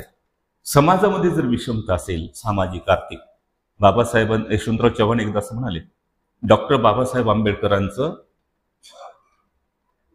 जे घटना समितीचं शेवटचं भाषण आहे ते भाषण या देशातल्या सगळ्या तरुणांनी, नागरिकांनी वाचलं पाहिजे. आणि ते खरं आहे. बाबासाहेब असं म्हणाले होते, या घटनेच्या रूपानं आपण स्वातंत्र्य तुम्हाला दिलेलं आहे, लोकशाही तुम्हाला दिलेली, हे खरं आहे. पण या देशामध्ये आर्थिक आणि सामाजिक जर तुम्ही समता प्रस्थापित नाही केला तर हे स्वातंत्र्य, ही लोकशाही पत्त्याच्या बंगला जसा वाऱ्याच्या झुळकीनं कोसळतो तसंही कधी कोसळू शकते. सर फार प्राधान्यानं बोलतात, त्यांना प्राधान्य अर्थरचना बदलायचं आहे. म्हणून तर सर असं सांगतात की अर्थरचना बदलल्याशिवाय तुम्हाला याचं रक्षण नाही करता येणार, समाज व्यवस्था बदलल्याशिवाय तुम्हाला हे करता येणार नाही. आणि म्हणून सामाजिक आणि आर्थिक रचनेमध्ये बदल केला तर एक पर्यावरण तयार होऊ शकेल की स्वातंत्र्य उपभोगण्यासाठी, नाही तर ते होऊ शकणार नाही. असं सरांचं असं म्हणणं होतं की स्वातंत्र्य हे एक असं मूल्य आहे की तुम्हाला समृद्ध जीवनाकडे घेऊन जाणारं ती वाट आहे. आणि बघा की वैयक्तिक समृद्धी असो किंवा सामाजिक समृद्धी असो, स्वातंत्र्य हे समृद्ध जीवनाकडे जाणारी वाट आहे असं सरांचं म्हणणं होतं. ते अलंकारिक वाटेल पण ते खरंही आहे की हे झाल्याशिवाय समृद्धी शक्य नाही. हे असल्याशिवाय ही मूल्य व्यवस्था ज्यांची आपण चर्चा करतो गेली पास, ते प्रत्यक्षात आल्याशिवाय समृद्धी शक्य नाही आणि संभवच नाही. आणि म्हणून ही स्वातंत्र्यामुळं सुरक्षितता, माणसाला स्वातंत्र्य की सुरक्षितता असा प्रश्न येतो. सुरक्षिततेसाठी स्वातंत्र्य नव्हे, स्वातंत्र्यासाठी सुरक्षितता हवी, अशा स्वरूपाचा युक्तिवाद सरांनी त्या ठिकाणी केलेलं आहे. आणि म्हणून मला असं वाटतं की सरांचं एक फार महत्वाचं विश्लेषण त्यांच्या मांडणीमध्ये. पण सरांची कन्सेप्ट काय फ्रीडमची, जसं मी तुम्हाला 3 कन्सेप्ट सांगितल्या. स्वातंत्र्य म्हणजे बंधनाचा अभाव, स्वातंत्र्य म्हणजे मूलभूत गरजांच्या पूर्ततेची शक्ती, क्षमता, आणि स्वातंत्र्य म्हणजे स्वयंशासन किंवा स्वयंनियंत्रण. तसं सरांची काय कन्सेप्ट आहे? मला वाटतं सरांनी स्वतःची एक कन्सेप्ट डेव्हलप केलेली आहे आणि ज्याचा उल्लेख तुम्ही एका लेखात केला आणि ते बरोबर आहे की सरांचं म्हणणं असं होतं की स्वातंत्र्य संकल्पनेचा विचार करण्याच्या 3 पद्धती आहेत. सरांनी जे अनालिसिस केलं ते म्हणाले की जसं मी 3 पर्स्पेक्टिव्ह सांगितले फिलॉसॉफिकल डिबेट मधल्या, तसं सरांचं म्हणणं असं होतं की स्वातंत्र्याकडे 3 पद्धतीनं विचार करता येतो. एक त्यांनी पहिली पद्धत सांगितली नीतिमुक्त पद्धत, दुसरी पद्धत सांगितली भीतीयुक्त लोकमुक्त पद्धत आणि तिसरी पद्धत सांगितली भीतीमुक्त पद्धत. म्हणजे तुम्ही या 3 पद्धतीनं स्वातंत्र्य या संकल्पनेचा विचार करायला पाहिजे आणि तुम्ही ते करणं आवश्यक आहे. सरांचं म्हणणं हे माझी ठाम भूमिका आहे आणि म्हणून त्यांनी सांगितलं की नीतिमुक्त पद्धत बंधनाचा अभाव या अंगानं ती पुढे जाते आणि त्यांचं म्हणणं या नीतिमुक्त पद्धतीमुळं पुरस्कर्ते जे असतील ते समाजामध्ये उच्चतर व्यवस्थेचा पुरस्कार करतात. हे लोकमुक्त पद्धत ही धार्मिक डिबेट मधली ती पद्धत मानतात आणि ते असं सांगतायत की बंधनातून प्रकृतीच्या बंधनातून मोकळे होण्यासाठी उपासनेची व्यवस्था सांगते ही पद्धत. आणि शेवटी सरांचं म्हणणं ह्या 2 पद्धतीपेक्षा मी जी काही पद्धत सांगतो ती पद्धत मोलाची आहे, ती महत्वाची आहे. आणि सरांचं म्हणणं भीतीमुक्त पद्धत हीच स्वातंत्र्याकडे पाहण्याची खरी आणि मार्गदर्शक आणि उपयुक्त पद्धत आहे अशी त्यांची भूमिका होती. त्यांच्या मते ही पद्धत स्वातंत्र्य हीच व्यवस्था आहे असं मानते. स्वातंत्र्य हीच व्यवस्था आहे, त्याला दुसरी उच्चतर व्यवस्था करायची गरज नाही किंवा उपासनेची व्यवस्था करायची गरज नाही. स्वातंत्र्य हीच एक व्यवस्था आहे. आणि म्हणून सरांचं म्हणणं असं होतं भीतीमुक्त जी पद्धत आहे त्याचा मुख्य आधार सत्य आहे, ट्रुथ. सत्य हे या पद्धतीचा मुख्य आधार आहे. आणि हे सत्य म्हणजे काय, व्हॉट इज ट्रुथ सर सांगतायत. सत्य म्हणजे वास्तवाचं निर्दोष आकलन. तुम्हाला वास्तवाचं निर्दोष आकलन झालं पाहिजे. आज देशातलं वास्तव तुम्हाला माहित आहे पण त्याचं निर्दोष आकलन नाही आपल्याला. म्हणजे सत्य हा आधार आहे या कन्सेप्टचा. सरांचं म्हणणं की मी जी कन्सेप्ट आणतो त्याचा बेस आणि आधार जर कोणता असेल तर हे ट्रूथ आहे आणि याच्यासाठी तुम्हाला वास्तवाचं निर्दोष आकलन करण्याची कुवत, बौद्धिक कुवती आली पाहिजे. आणि म्हणून सरांचं म्हणणं होतं सत्याचा, आणि म्हणून त्यांनी व्याख्या केली सत्याचा नैतिक वापर म्हणजे स्वातंत्र्य, की सत्याचा नैतिक वापर केला पाहिजे त्याला स्वातंत्र्य म्हणतात. असं सरांची त्यांची स्वतःची एक कन्सेप्ट फ्रीडमची त्यांनी सांगितली. त्यांचं म्हणणं असं होतं की स्वातंत्र्य ही नैतिक संकल्पना आहे. This is a moral concept. जशी ती सांस्कृतिक संकल्पना आहे. भयमुक्त समाज त्यांचा फार महत्वाचा मुद्दा आहे. माझी विनंती आहे आपल्याला, आपण टिंगलटवाळी केली डरो मत जेव्हा राजीव गांधी म्हणाले, गांधी जेव्हा म्हणाले की निर्भय बना, नाही ऐकलं आपण. आज आपण सगळे घाबरले होतो. कशाला कुरुंकर सर नेहमी एक उदाहरण द्यायचे. आमचे विद्वान, नांदेडचा मोठा विद्वान, विचारवंत साहित्यिक, पंतप्रधान मूर्ख आहे असं भाषण करतो मुले. कशामध्ये? नांदेडच्या चौकात. पण ते त्याला माहित असतं की इथला नगराध्यक्ष मूर्ख आहे, पण ते भाषणात म्हणणार नाही की इथला नगराध्यक्ष मूर्ख आहे. सर म्हणायचे पंतप्रधानावर बोलायचं पण इथल्या नगराध्यक्षावर नाही, जिल्हा परिषदेच्या अध्यक्षावर नाही, नांदेडच्या आमदारावर नाही, इथल्या खासदारावर नाही, इथल्या मंत्र्यावर नाही. म्हणजे सरांचं म्हणणं असं होतं की थोडी निर्भयता, सत्य जर मानसिक दृष्ट्या तुम्ही सक्षम असताल तर निर्भयता येतेच आणि ती स्वातंत्र्यासाठी फारच आवश्यक आहे. आणि म्हणून त्यांचं म्हणणं असं होतं की सगळ्या नैतिक विचाराचं अधिष्ठान हे स्वातंत्र्य असतं. आणि म्हणून सर सांगतात की न्याय, समता, बंधुता आणि स्वातंत्र्य या सगळ्या ज्या काही संकल्पना आहेत त्या परस्पर संबंधित आहेत. विटगेन्स्टाईनच्या परिभाषेमध्ये this is the family concept. Family concept म्हणजे कुटुंब सदृश्य संकल्पना. म्हणजे विटगेन्स्टाईनने असं सांगितलं की काही संकल्पना या फॅमिली कन्सेप्टच्या धाटणीच्या असतात. आता उदाहरणार्थ फ्रीडम, की फ्रीडमचा असा स्वतंत्र स्पष्टीकरण करता येणार नाही.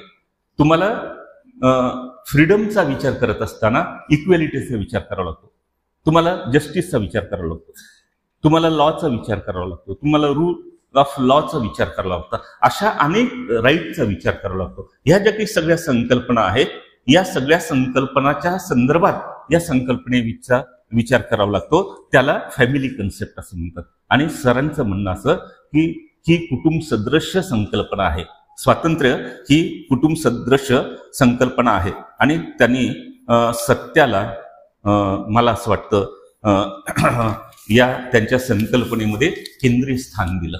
आणि हे जर तुम्हाला करायचं असेल तर तुम्हाला त्या वास्तवाचं आकलन नीट झालं पाहिजे. त्यांचं म्हणणं होतं की वास्तवाचं आकलन नीट जर तुम्हाला करायचं असेल तर त्या वास्तवाचे अनेक पैलू असतात. एक आंधळा आणि हत्ती, 7 आंधळे आणि 1 हत्ती. नैवाद जो जैनांचा जो आहे की अनेक पैलू असतात, तो एक एक पैलू सांगत असतो, पण ते सगळं सांगत नाही. तर सरांचंही म्हणणं तेच होतं की तुम्हाला सम्यक आकलन झालं पाहिजे त्या वास्तवाचं, आणि त्याचे अनेक पैलू असतात, ते पैलू नीट समजून घेतले पाहिजे. त्यांनी एक उदाहरण दिलं अग्नीचं. त्यांनी अग्नीचं उदाहरण दिलं. याचे किती पैलू आहेत सर सांगतात. अग्नी अंधारात प्रकाश देतो, ही एक डायमेन्शन आहे. दुसरं, थंडीत ऊब देतो. अग्नी अन्न पचवण्यासाठी मदत करतो. अग्नी धातू विरघळतो. अग्नी स्वतःही जळतो. आता हे सगळे जे अग्नीचे पैलू आहेत, सरांचं म्हणणं हे वास्तवाचं निर्दोष आकलन होण्यासाठी त्या वास्तवाचे विविध जे पैलू आहेत ते नीट समजून घेतले पाहिजे. आणि हे सत्य हे जे अधिष्ठान आहे या स्वातंत्र्य या त्यांच्या कन्सेप्टचं, आणि त्याच्याकडे ते हे करतात. आणि म्हणून त्याच्या या सगळ्या विवेचनाच्या साह्यानं कुरुंदकर सरांनी स्वातंत्र्याचा एक अर्थ सांगितला, स्वातंत्र्याची एक व्याख्या सांगितली. काय स्वातंत्र्याची व्याख्या आहे कुरुंदकर सरांची? ते असं म्हणतात, सत्य सर्व माणसाला भयमुक्त करण्यासाठी वापरणे. सत्य सर्व सर्व समाजाला भयमुक्त करण्यासाठी वापरणे म्हणजे स्वातंत्र्य. किती सोपी, very simple but very important. फारच मार्गदर्शक आहे, फारच उपयुक्त आहे. आपण एवढं जरी निर्भय झालो ना, एवढे सगळे हे काहीच करत नाही, ते वरचे दिल्लीवालेही करत नाही, मुंबईवाले, पण आपण इतकं काही व्यक्तच होत नाही. आपण मौन, सज्जनाचं मौन घातक असतं, पण फार सज्जन झालेत आपल्याकडे, काही व्यक्तच होत नाहीत. पण सर म्हणाले की बघा, ही स्वातंत्र्य जर तुम्हाला पाहिजे तर तुम्हाला ही व्याख्या, हे अर्थ तुम्हाला नीट समजून घेतला पाहिजे. सत्य सर्व समाजाला भयमुक्त करण्यासाठी वापरणं म्हणजे स्वातंत्र्य. मला असं वाटतं सरांनी आजच्या कॉन्टेक्स्टमध्ये हा जो अर्थ आहे तो लाख मोलाचा आहे. खरं तर सरांचे फार उपकार आहेत आपल्याला.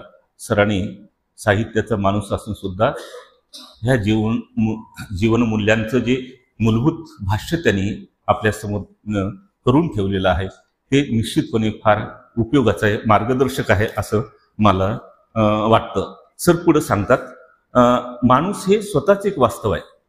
हा जो माणूस आहे ना, स्वतःच एक वास्तव आहे. त्याचं एक प्राकृतिक वास्तव आहे, ते एक सामाजिक वास्तव आहे, आणि एक सांस्कृतिक वास्तव आहे. ह्या सगळ्या वास्तवाचा तुम्ही जर सम्यक अशा स्वरूपाचं तुम्हाला आकलन झालं तर स्वातंत्र्याचा आपल्याला नीट उपयोजन करू शकता येतं.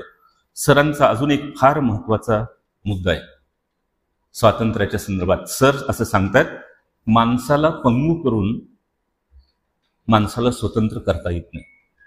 पॅरालाइज झालेला जर माणूस असेल तो चालू शकत नाही ना. हात जर पॅरालाइज झाला असेल तर त्याचा उपयोगच नाही. माणसाला जर तुम्ही पॅरालाइज करत असताल, आज देशामध्ये माणसाला पॅरालाइज करण्याचा जो काही प्रोजेक्ट घेतलाय आपल्या तथाकथित नेतृत्वाने, फार अवघड परिस्थिती आहे. परंतु सर सांगून ठेवतायत की बघा, माणसाला पंगू करून तुम्हाला त्याला स्वातंत्र्य तुम्ही त्याला देऊही शकणार नाही, तो उपभोगू शकणार नाही. पुढे सर सांगतात, माणसाला भयभीत करूनही त्याला स्वतंत्र करता येत नाही. तुम्हाला स्वतंत्र जर व्हायचं असेल तर तो फिअरलेस असला पाहिजे. भयमुक्त माणूस हा स्वतंत्र असू शकत नाही. आणि म्हणून सरांनी मला असं वाटतं भयमुक्त करूनच माणसाला स्वातंत्र्य उपभोगता येतं असं सरांच्या या कन्सेप्टमध्ये त्यांचं म्हणणं होतं. अजून एक त्यांनी सांगितलं की ही जी कन्सेप्ट मी सांगितली भयमुक्तची, ती फार महत्वाची आहे.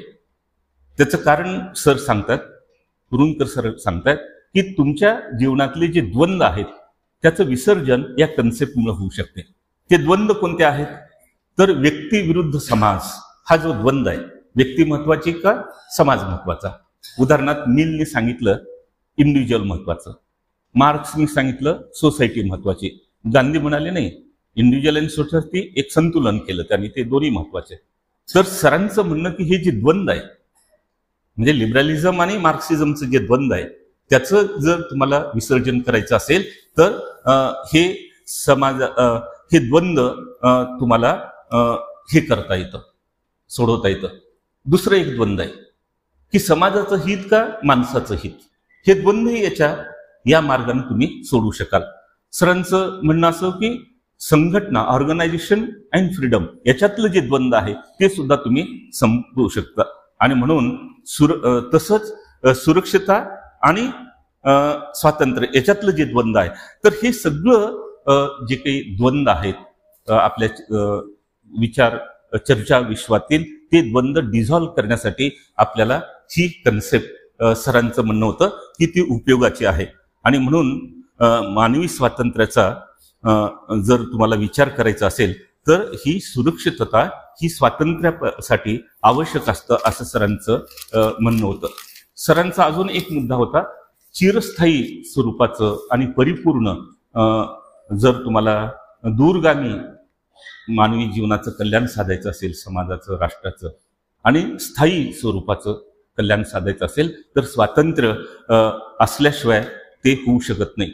सरांनी स्पष्ट भूमिका सांगितली की सार्वजनिक वैयक्तिक जीवनापेक्षा सार्वजनिक जीवन हे महत्वाचं असतं. हे सूत्र आपण जर केलं तर त्याच्यामध्ये काही द्वंद्व निर्माण होण्याची हे नाही. आणि म्हणून सरांच्या या एकंदरच मांडणीमध्ये मला असं वाटतं की फारच मोलाचे मुद्दे, खूप मी फार वेळ नाही घेणार, आपल्या एक दोन मुद्दे सांगून मी थांबणार आहे. एक सरांचं म्हणणं असं होतं की हेगेलने जे मत मांडलं, हेगेलने काय मत मांडलं स्वातंत्र्याच्या संदर्भात? हेगेल मोठा विद्वान जगातला, तर हेगेलने असं म्हटलं, सर्व मानवजातीचा इतिहास हा स्वातंत्र्य मिळविण्याच्या प्रयत्नाचा इतिहास आहे.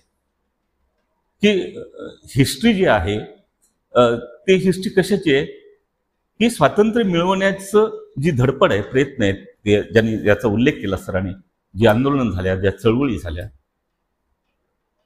फ्रेंच क्रांती झाली, अमेरिकन क्रांती झाली, जगातल्या सगळ्या क्रांत्या, सगळे शोषितांची आंदोलनं, मानवी हक्काची आंदोलनं, या सगळ्याच्या मागे जर ऊर्जा कोणती असेल ती स्वातंत्र्याची आहे. आणि म्हणून सरांचं म्हणणं असं होतं की हेगेल जे म्हणाला, मानवाचा इतिहास म्हणजे स्वातंत्र्य मिळवण्याच्या प्रयत्नाचा इतिहास. It is the history of the efforts. कशाचं? स्वातंत्र्य मिळवण्यासाठी जे प्रयत्न केले गेले त्याचा इतिहास म्हणजे मानवाचा इतिहास. सरांचं म्हणणं असं होतं, हेगेलचं हे मत खरं आहे. हे मत खरं आहे की मानवी इतिहास मध्ये तुम्हाला हेच दिसतं, वेगवेगळ्या टप्प्यावरती माझ्यासाठी स्वातंत्र्य आणि माझ्या देशासाठी, समाजासाठी स्वातंत्र्य, याच्यासाठी सतत हा संघर्ष करण्यात आलेला आहे. आणि म्हणून सर सांगतात, सरांचाच वाक्य त्यांच्या शब्दात सांगतो, सर म्हणतात की स्वातंत्र्य मिळवण्यासाठी खूप लढे द्यावे लागतात, संघर्ष करावा लागतो, आंदोलन करावी लागतात. सरांची भूमिका ही इज व्हेरी क्लिअर. आणि ते पुढे सांगतात आणि इतिहास असंच सांगतो, अनेक आंदोलनं, अनेक लढे, अनेक संघर्ष हे इतिहासामध्ये तुम्हाला पाहायला मिळतील की जे स्वातंत्र्य मिळवण्यासाठी आणि मिळालेलं टिकवण्यासाठी हे लढे झालेले आहेत. त्यांनी उदाहरण दिलं, इटालीमध्ये मॅझिनी या तत्ववेत्यांनी हे आंदोलन, हा संघर्ष केला. अमेरिकेमध्ये वॉशिंग्टन यांनी हा संघर्ष केला. भारतामध्ये लोकमान्य टिळक, डॉक्टर बाबासाहेब आंबेडकर, फुले, या महात्मा गांधी या मंडळींनी केला. सरांचंच ते वाक्य आहे. आणि म्हणून या सगळ्या मंडळीच्या डोक्यात काय होतं, या सगळ्या हे जे काही स्वातंत्र्याची आंदोलनं यांनी छेडली, ज्या क्रांत्या झाल्या, यांच्या डोक्यात काय होतं की परकीय सत्ता आमच्या समाजावर, राष्ट्रावर नको, असं काही ना वाटत होतं.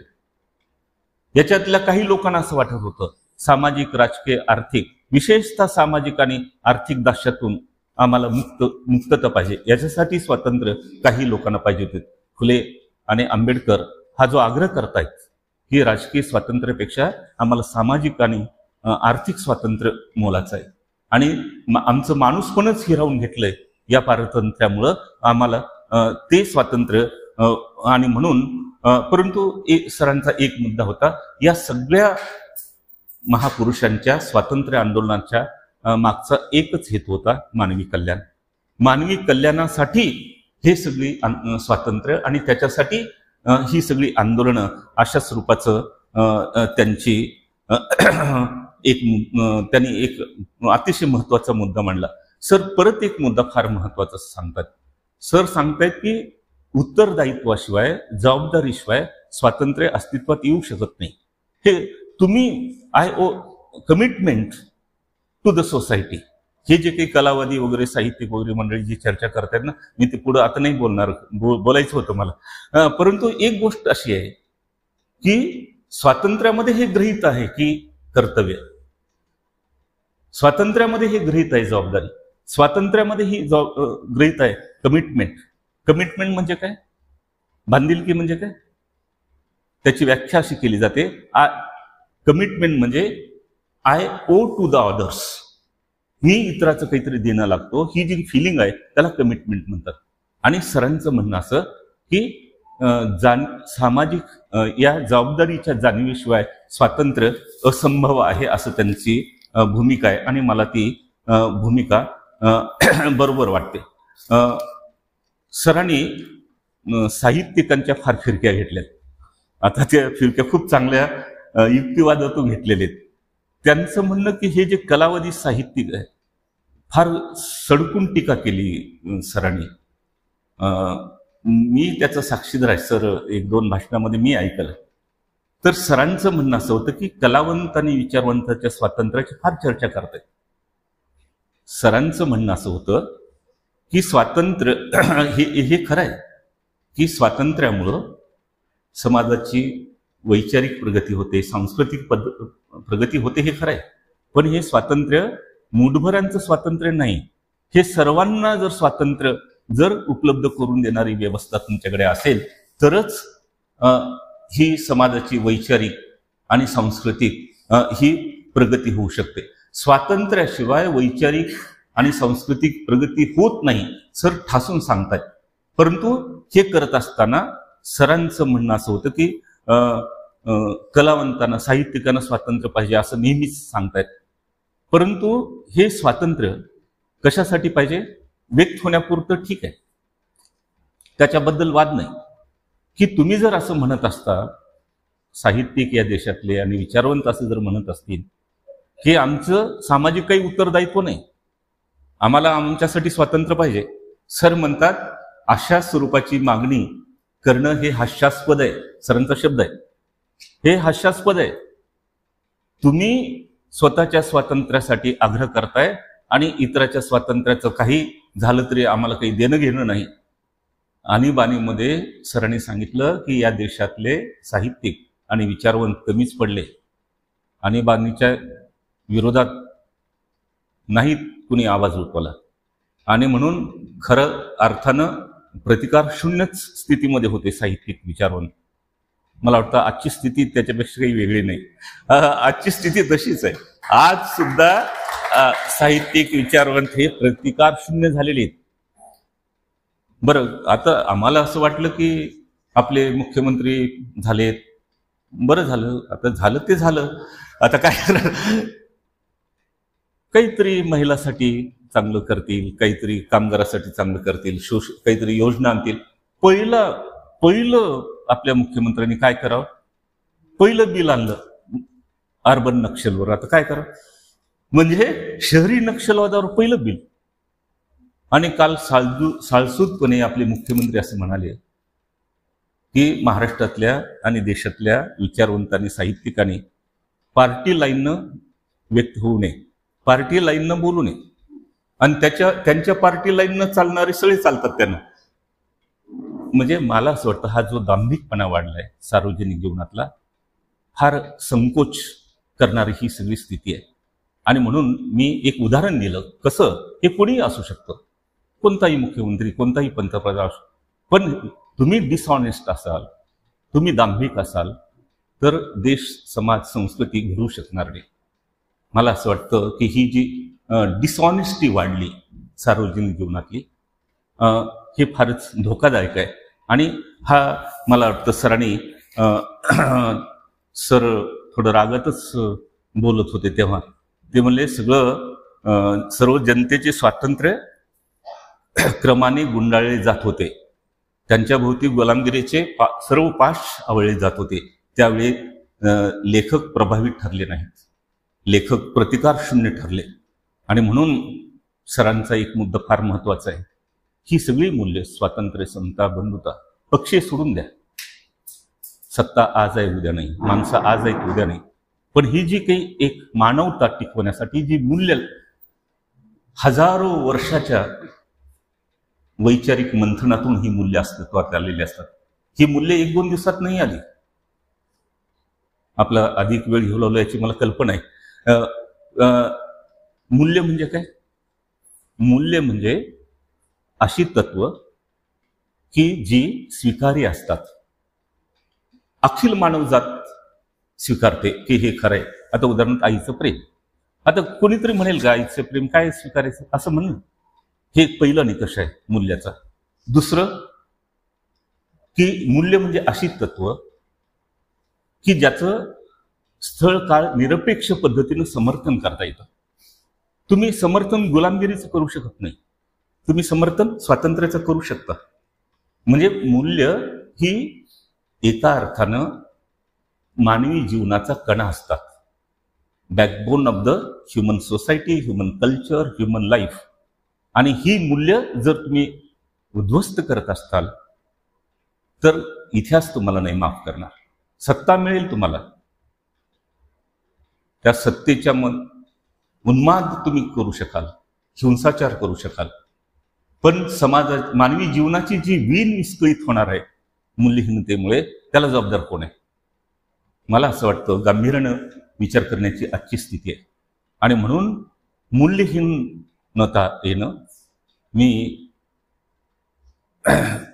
सॉरी कोणी पॉलिटिकल अँगलनं घेऊ नका, पण एक गोष्ट 40व्या तत्वज्ञान परिषदेचं संमेलन झालं पुण्याच्या SP कॉलेजमध्ये. त्या संमेलनाचा मी अध्यक्ष होतो. त्या अध्यक्ष भाषणामध्ये एक मुद्दा मी असा मांडला की डॉक्टर राधाकृष्णननी एका ठिकाणी असं म्हटलं की politics is the branch of moral philosophy, की politics is the means of human welfare. आता किती साधी कन्सेप्ट आहे. राजकारण ही नीतीशास्त्राची शाखा आहे, राजकारण हे मानवी कल्याणाचं साधन आहे. आता ही कन्सेप्ट कसं समजावं आपण आपल्या पॉलिटिशियनला, हा यक्ष प्रश्न आहे. कोण समजून सांगणार आहे? मी म्हटलं त्या दिल्लीतल्या आणि त्या मुंबईतल्या चाणक्याला सांगा, मूल्यहीन तत्वहीन राजकारण करणं म्हणजे चाणक्य नीती नाही. अरे मूल्यहीन राजकारण करताय तुम्ही, तत्वहीन राजकारण करताय आणि त्याला चाणक्य नीती म्हणताय. मला वाटतं ही कुठेतरी काहीतरी चुकायला लागली. हे जे काही सार्वजनिक जीवनामध्ये आज गढूळपणा आलाय, हे जे काही निर्माण होत आहे, मला वाटतं सर थांबले नसते, सर गावोगावी गेले असते, हिसाब नीतीचं दुसरं पुस्तक काहीतरी शोधून ते उगं भाषणं केले असते. आता आम्हाला ते काही सरांसारखं तर काही जमणारच नाही. सत्य सांगितलं पाहिजे. विचारवंत आणि साहित्यिकांनी सत्तेच्या नावे सत्याच्या बाजूला असलं पाहिजे. सर नेहमी सत्याच्या बाजूने होते. आणि ठीक आहे, सरांचा एक मुद्दा आहे, सर फार महत्वाचं सांगतायत. तुम्हाला स्वातंत्र्य याचं सबलीकरण करायचं असेल, संवर्धन करायचं असेल, तर व्यक्ती आणि समाज जीवनामध्ये सहिष्णु वृत्ती असली पाहिजे, टॉलरन्स असला पाहिजे. काय असहिष्णुता चालली, किळस यावं अशी इंटॉलरन्स देशामध्ये आज चालू आहे. नाही, चांगलं नाही. सामाजिक स्वास्थ्य बिघडवण्यासाठी असहिष्णुता घातक असते, याचं भानच कोणाला नाही. सर सांगतात सहिष्णुता म्हणजे काय? मी एखादा विचार मांडला आणि तो तुमच्या विरोधात असला तरी पण तुम्ही माझ्यावर हल्ला केला नाही, माझा विचार तो ऐकून घेतला. विरोधी मत समजून घेण्याची उदारता म्हणजे सहिष्णुता. आपण विरोधी मतभेद असू शकतं ना, वैयक्तिक थोडंच भांडण आहे, वैचारिक भांडण नाही. तुम्ही वैयक्तिक पद्धतीनं आज सगळं चालू केलं तुम्ही. आणि म्हणून आज सर जर असते तर सर हेच म्हटले असते की बघा मूल्य फार मोलाची. सरांचं म्हणणं होतं की त्याग आणि बलिदानाशिवाय मूल्यांचं रक्षण होत नाही. ते खरं आहे. सरांनी खूप उदाहरणं दिली. आणीबाणीमध्ये स्वातंत्र्याचा संकोच झाला, हे खरं आहे सर असं म्हणतायत. परंतु एक गोष्ट सर नेहमी सांगतायत की उत्तरदायित्व स्वीकारून आपण सगळ्या बुद्धिजीवींनी स्वातंत्र्याचं मागणी केली पाहिजे, असं सरांचं म्हणणं होतं. अजून एक मुद्दा सर म्हणाले की या सगळ्या परिस्थितीवर मात करण्यासाठी एक अपक्षीय व्यासपीठ असलं पाहिजे. मला वाटतं शद जावडेकर सरांनी हा मुद्दा मांडला होता की एक नैतिक शक्ती समाजामध्ये असली पाहिजे की जी नियंत्रण करते राज्यसत्तेला, अर्थसत्तेला, सगळ्या सत्तेना. तर ती तर आज अस्तित्वात नाही. एक होते विनोबा, एक होते गांधी, एक होते फुले, एक होते आंबेडकर. आज तर तशी काही मॉरल नाही ना. मग काय करायचं? तर आहे ते सगळ्यांनी मिळून जर आपण थोडा निर्धार केला, थोडा प्रामाणिकपणा दाखवला, दांभिकता सोडून दिली, मला वाटतं अजूनही वेळ गेली नाही, गढूळ वातावरण नितळू शकतं असं मी अतिशय आशावादी आहे. आणि म्हणून सरांचा हा एक मुद्दा. आणि शेवटचा मुद्दा, सरांनी भाकरी की स्वातंत्र्य असं जे चर्चा झाली, आता ते खूप मी सविस्तर त्याची मांडणी करणार होतो. पण एक गोष्ट सर म्हणाले की भाकरी की तुम्हाला भाकर पाहिजे का स्वातंत्र्य पाहिजे? सरांचं म्हणणं ही मांडणी चुकीची आहे. भाकर पाहिजे का स्वातंत्र्य पाहिजे याच्यातला आशयाच्या अंगाने हे करेक्ट आहे, पण मांडणी चुकीची आहे. तर सरांचं म्हणणं असं होतं की तुम्हाला स्वातंत्र्य पाहिजे आणि भाकर पाहिजे. आणि जर तुम्हाला भाकर मिळायची असेल तर स्वातंत्र्य पहिल्यांदा असणं आवश्यक आहे. आणि म्हणून स्वातंत्र्य की भाकर अशा स्वरूपाचा द्वंद्व, अशा स्वरूपाची मांडणी करण्यामध्ये काही अर्थ नाही.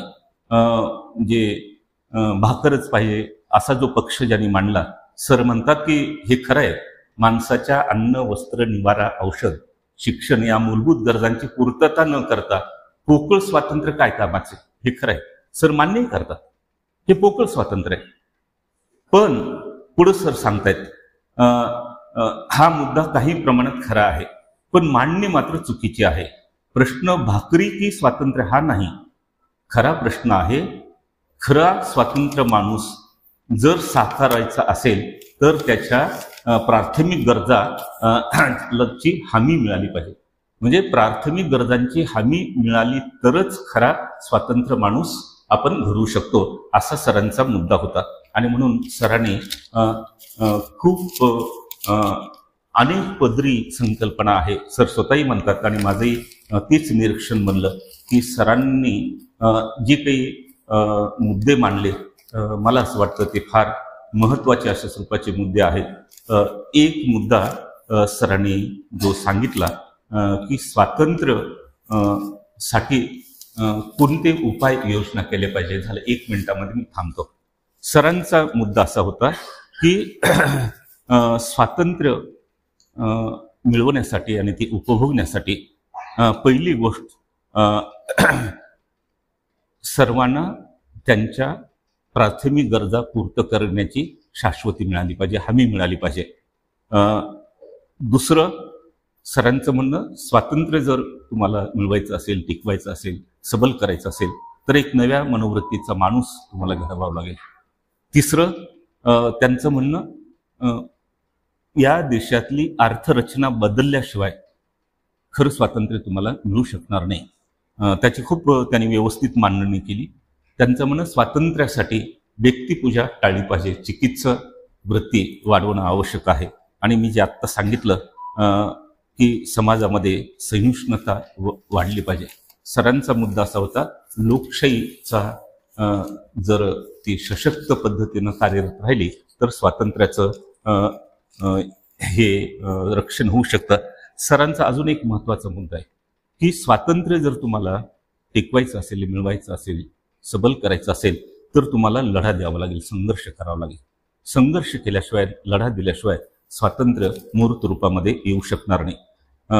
आणि ते सर म्हणाले की समाजामध्ये स्वातंत्र्य ही संकल्पना रुजण्याची आवश्यकता आहे आणि स्वातंत्र्याविषयी आस्था आणि जागरूकता असलेला माणूस आणि समाज घडवणं अतिशय आवश्यक आहे.